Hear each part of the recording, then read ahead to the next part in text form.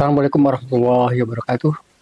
Selamat malam dan salam sejahtera untuk pendengar dan pengikut setia dialektika malam ini. Teman-teman sekalian, malam ini kita sebenarnya masih melanjutkan tentang yang kita bicarakan beberapa minggu atau hari yang lalu tentang krisis ekonomi, karena sepertinya masih menjadi perhatian bukan hanya untuk Indonesia tapi hampir seluruh dunia atau pembahasan secara global, karena kelihatannya semakin jelas bahwa bukan hanya misalnya negara-negara yang dianggap selama ini ekonominya lemah, tetapi juga Amerika juga sekarang mulai sering dikatakan bahwa mereka juga mengalami masalah ekonomi yang cukup krisis. Teman-teman sekalian, jadi saya masih melanjutkan tentang pembahasan ekonomi yang waktu itu sempat sebenarnya kita awalnya menjelaskan pemikiran ekonomi ketika misalnya menjelaskan tentang welfare state atau negara kesejahteraan, dan kemudian tidak lama setelah itu muncul pernyataan dari beberapa tokoh termasuk Menteri Keuangan kita, ekonomi kita, Sri Mulyani, PhD, yang menyatakan bahwa memang sebagian besar negara di dunia ini tidak bisa maju dalam waktu yang singkat karena masih mengalami banyak hal yang menghambat untuk kemajuan itu. Teman-teman sekalian, karena memang masih perhatian saya juga masih belum lepas dari permasalahan ekonomi, dan ekonomi atau yang kita katakan tadi krisis ekonomi, saya sebenarnya juga melakukan pembahasan dan mencari beberapa tokoh dan pemikir yang sebenarnya mereka termasuk ilmuwan dan pemenang hadiah Nobel. Dan sebelumnya misalnya saya sudah membaca tentang pemikiran dari Amartya Sen. Ingat, Amartya Sen itu adalah seorang ekonom pemenang Nobel, dan dia sebenarnya juga menyatakan bahwa pembangunan itu adalah pembebasan.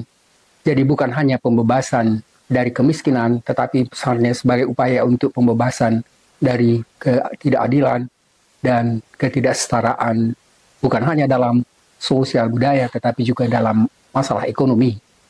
Dan yang kedua waktu itu sudah kita bicarakan juga tentang pemikiran tentang dari Joseph Stiglitz.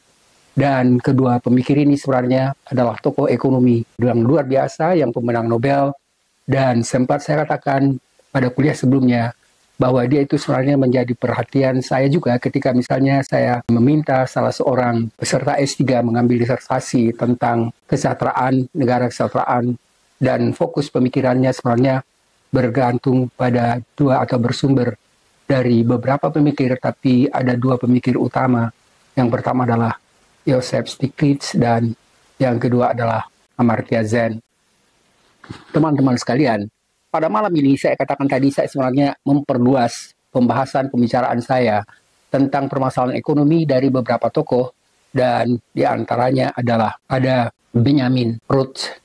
Ada Benjamin Rush ini sebenarnya adalah salah seorang tokoh ekonomi yang terkenal, dan dia juga sebenarnya menarik sekali dan banyak membicarakan tentang permasalahan krisis ekonomi. Jadi ada 4 tokoh yang baru. Yang tadi saya katakan adalah, yang pertama adalah Benjamin Rush. Dia membicarakan tentang the Great Depression. Dan kemudian yang kedua adalah Paul Krugman. Paul Krugman ini adalah seorang pemenang Nobel juga. Dan dia adalah salah seorang tokoh yang sebenarnya terkemuka di dunia membicarakan tentang permasalahan krisis ekonomi. Dan yang ketiga adalah ada George A. Akerlof, ya, dan Robert J. Shiller. Mereka adalah sebenarnya mencoba juga untuk menjelaskan tentang permasalahan krisis ekonomi, tapi lebih bertolak dari pemikiran psikologi. Dan yang keempat adalah pemikiran dari Carmen M. Reinhardt dan Kenneth S. Rogoff. Mereka keempat ini sebenarnya ada buku-bukunya yang saya kemukakan di sini. Dan teman-teman sekalian, saya sekarang lagi mencoba untuk menelusuri pemikiran-pemikiran mereka. Dan sekarang karena saya belum siap untuk membuat intisari dari pemikiran keempat tokoh ini, saya sebenarnya mengambil secara bebas dari beberapa pemikir-pemikir yang secara keseluruhan, kalau misalnya saya rangkum, itu semuanya mendukung dan menyatakan bahwa semakin jelas hampir atau sebagian negara sekarang ini menghadapi atau akan mengalami krisis. Dan ini yang saya buat sebenarnya di dalam judul tema yang kita bahas malam ini, bahwa krisis sudah di depan pintu, tapi jangan buka kesempatan pintu untuk masuk. Jadi teman-teman sekalian, kalaupun sekarang misalnya kita dengar bahwa sepertinya krisis ini seperti sudah berada di depan pintu negara, pintu kita seperti masuk, tapi diharapkan terutama sekali pada pemegang kebijakan negara ini, ada presiden, tokoh ekonomi, dan terutama sekali menteri keuangan dan juga menteri-menteri yang lain. Semuanya itu merupakan satu kesatuan yang harus berupaya supaya jangan sampai negara kita benar-benar masuk pada krisis itu. Dan ini yang sebenarnya saya kemukakan intinya pada judul krisis sudah di depan pintu, tapi jangan buka pintu masuk untuk krisis itu. Teman-teman sekalian, tadi saya katakan beberapa dasar pemikiran yang saya sudah ambil mulai dari pemikiran yang pertama tadi Stiglitz, kemudian juga Amartya Sen, dan keempat pemikir tadi saya coba untuk mengambil pemikir-pemikir mereka dan kembali saya mengatakan juga mengingatkan kembali pemikiran dari Menteri Keuangan kita Sri Mulyani dan juga dari beberapa menteri-menteri lain dan juga misalnya dari beberapa tokoh yang mengukakan bahwa keadaan kita sekarang ini memang sedang mengalami masalah ekonomi. Dan kemudian ada juga pernyataan bahwa misalnya ada sekian banyak masyarakat kita yang mengalami kesulitan ekonomi. Misalnya seperti dari BPJS mencatat bahwa 9,89 juta atau 22,5% dari 44,47 juta penduduk berusia 15 sampai 20 tahun di Republik Indonesia ini. Dan juga misalnya generasi Z menganggur per Agustus 2023 lebih 10 juta. Dan Jakarta CNN Indonesia juga mengatakan bahwa pusat statistik mencatat hampir 10 juta penduduk berusia 15 tahun sampai 24 tahun atau mungkin tadi ini yang disebut sebagai generasi Z menganggur. Dan banyak lagi misalnya permasalahan-permasalahan lain yang menunjukkan bahwa sebenarnya keadaan ekonomi kita tidak dalam keadaan baik-baik saja, tapi sudah mendekati apa yang kita sebut tadi dengan sudah seperti di depan pintu kita untuk masuk. Dan mudah-mudahan juga misalnya para pemimpin dapat berupaya sekuat tenaga untuk menjaga sampai jangan takut ya kita ke lorong gelap, terutama sekali yang saya maksudkan adalah lorong kesulitan ekonomi yang sekarang memang sudah sering sekali dan saya juga termasuk merasakan itu. Bukan hanya misalnya, jadi jangan dianggap bahwa misalnya pegawai atau dosen guru itu bisa hidup dengan nyaman dalam kondisi sebelumnya pun, apalagi kalau misalnya sekarang mulai kita masuk ekonomi dan kemudian misalnya dirasakan semua mulai naik. Dan bagaimana misalnya, apalagi kalau seorang pegawai yang dikatakan dosen dan memiliki lumayan tinggi golongannya, kalau pensiun itu cuma 3 juta. Coba bayangkan bagaimana nasib seseorang yang sudah puluhan tahun mengabdi di pemerintahan atau di pendidikan dan di Jakarta ini bisa hidup dengan pensiun 3 jutaan. Teman-teman sekalian, jangan harap dan jangan menganggap bahwa misalnya bisa memang dikatakan bahwa kita mendekati kemakmuran. Dan ini yang dikatakan secara tegas oleh Menteri Negara, Menteri Keuangan kita yang menyatakan Indonesia masih jauh dari kemakmuran. Teman-teman sekalian, kalau saya lihat sekarang ini justru kita bukan semakin meningkatkan tingkat kesejahteraan masyarakat, tapi selama pemerintahan Jokowi ini kelihatannya apalagi pada tahap yang kedua ini semakin terlihat bagaimana gejolak-gejolak sosial, ekonomi dan budaya dan pelanggaran hukum itu dilakukan dengan seenaknya saja. Teman-teman sekalian, jadi tadi saya katakan bahwa kita sekarang memang sudah terancam sebenarnya dalam keadaan ekonomi yang sangat saya pikir sangat sulit.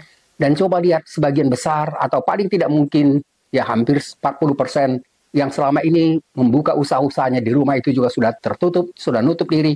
Dan hal juga demikian misalnya pada katakanlah misalnya mal-mal dianggap besar, itu juga sebagian paling tidak misalnya separuh dari 4 tingkat itu misalnya hanya separuh yang bisa dibuka.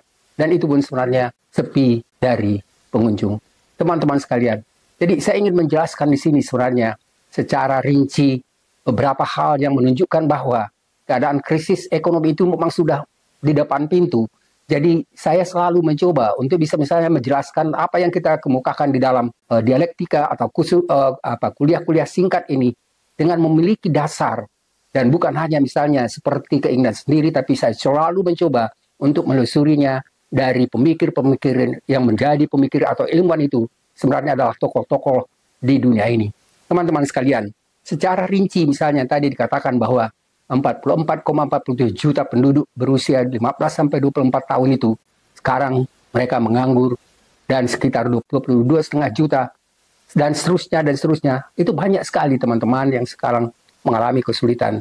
Tidak mendapatkan pekerjaan itu berarti sebenarnya tidak bisa menyelesaikan kebutuhan hidupnya sehari-hari.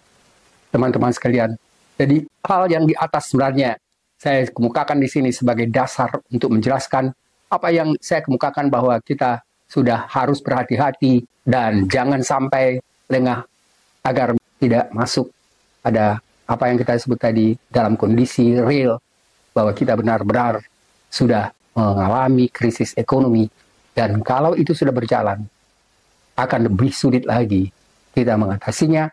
Dan saya pikir itu adalah satu kesulitan besar yang akan dihadapi oleh pemerintahan selanjutnya, terutama sekali Prabowo, karena sebenarnya dia dihadiahkan beban berat oleh rezim yang sekarang. Dan kalau misalnya kita lihat, memang dari media sering sekali dikatakan bahwa sebenarnya Presiden Jokowi itu memberikan beban berat pada presiden yang akan datang, dan tidak lama lagi misalnya dia akan diresmikan sebagai presiden yang resmi.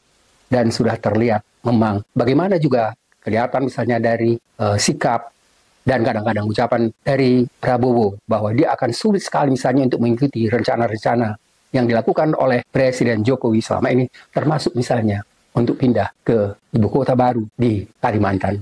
Teman-teman sekalian, bukan hanya saya pikir Prabowo yang merasa kesulitan untuk pindah ke ibu kota yang tidak jelas, dan sekarang katanya sudah mulai kelihatan dan dihadang banjir, dan kemudian belum ada yang mungkin separuh dari keperluan yang mestinya bisa ditinggali.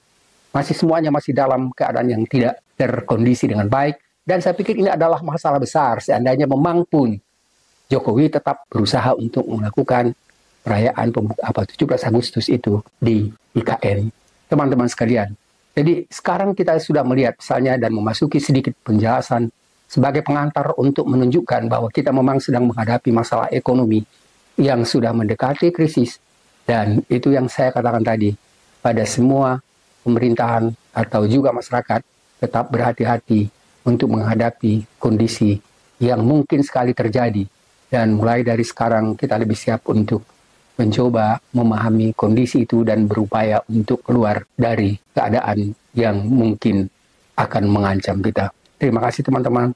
Ini adalah kuliah pertama, bagian pertama, dan mudah-mudahan setelah ini nanti kita akan lanjutkan pada bagian berikutnya. Dan saya juga akan melanjutkan itu dengan pembahasan dari beberapa tokoh yang saya katakan tadi, tidak semua, tapi paling tidak misalnya 1-2 orang, mungkin untuk memperjelas tentang kondisi yang sedang terjadi sekarang, bukan hanya di Indonesia, tetapi secara global perlu kita diskusikan. Terima kasih, selamat malam. Assalamualaikum warahmatullahi wabarakatuh.